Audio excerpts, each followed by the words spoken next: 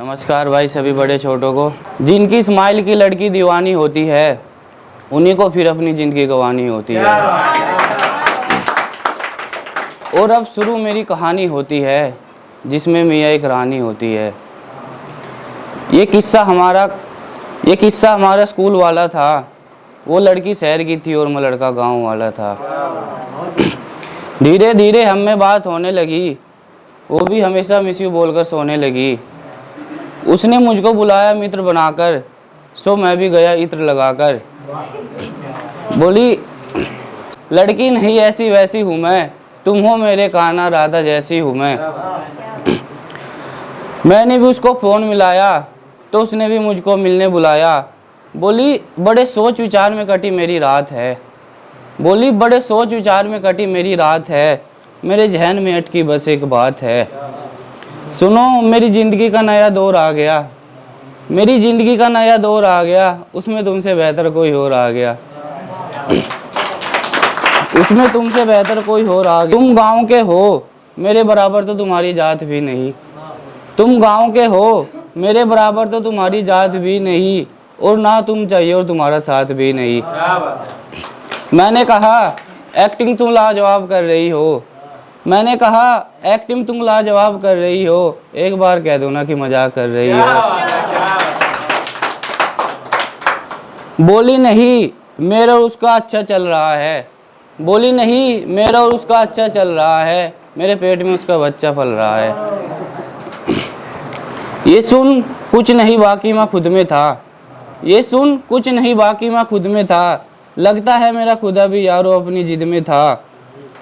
उसका ये रूप देख सुन खड़ा था मैं, उसका ये रूप देख सुन खड़ा था मैं, भूल गया था जिंदा या मुर्दा खड़ा था मैं। जैसे ही कुछ कहने को मैं अपनी जुबान खोल रहा था, आज वो नहीं उसके सर चढ़कर उसका यार बोल रहा था। बिना कुछ बोले मैं घर आ गया, उसकी यादों का भूत भी सर आ गया।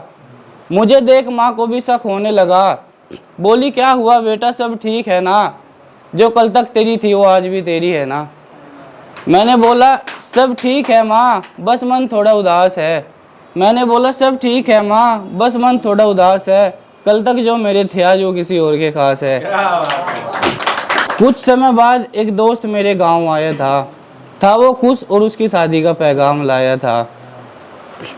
ये सब देख कुछ नहीं बाकी मैं खुद में था, लगता है मेरा खुदा भी यारो अपनी जिद में था।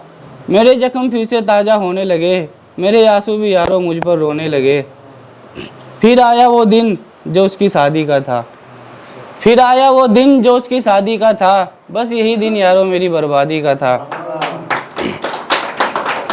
उसने हथेली पर उसका नाम लिखा था।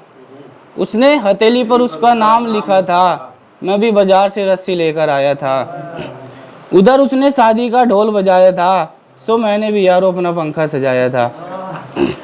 वो उसके हाथ में हाथ डालकर घूमी थी, वो उसके हाथ में हाथ डालकर घूमी थी, मैंने भी गले में रस्सी डालकर यारो चूमी थी।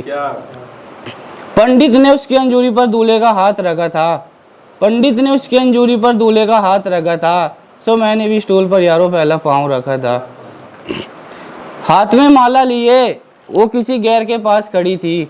हाथ में माला लिए वो किसी गैर के पास खड़ी थी, मेरे मक्का के बीच में भी यारो मेरी लाश पड़ी थी।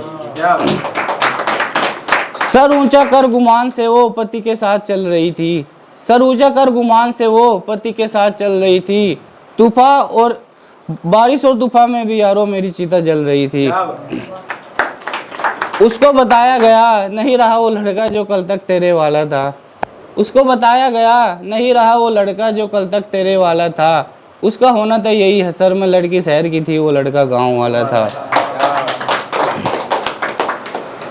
उधर अपनी शादी में वरमाला देख वो खुश होने लगी। अपनी शादी के फोटो में वरमाला देख वो खुश होने लगी। एक तरफ मेरी तस्वीर पर हार देखकर यारो मेरी माँ रोने लगी।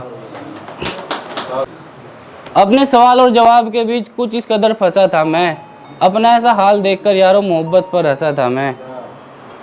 और एक है सजेशन कि अपनी मंजिल के बीच कभी किसी के लिए उड़ान न भरना। अपनी मंजिल के बीच कभी किसी के लिए उड़ान न भरना। अगर सच में जिंदा जीना चाहते हो तो कभी किसी से प्यार न करना। वो तो अपना घर बसा अपनी ज़िंदगी में आबाद हो गई। वो तो अपना घर बसा अपनी ज़िंदगी में आबाद हो गई। बस इसी तरह यारों मेरी हंसती खेलती ज़िंदगी बर्बाद हो गई।